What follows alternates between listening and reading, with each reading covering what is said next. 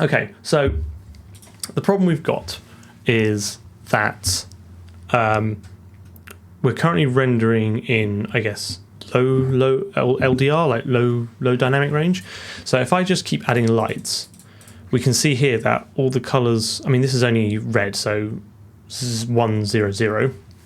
You see how all the colors clip out and then basically cap out at max red, and that's because our rendering, what you output to the screen, every RGB value has to be in the range of 0 to 255. Okay, that's kind of like how the hardware works. It's how everything expects it to work. So you only have 256 kind of values for each RGB component, and you can't really go. There's nothing above 255, right? So what happens is if you try and this is adding lots and lots of lights together, and what's happening is they're all basically capping out.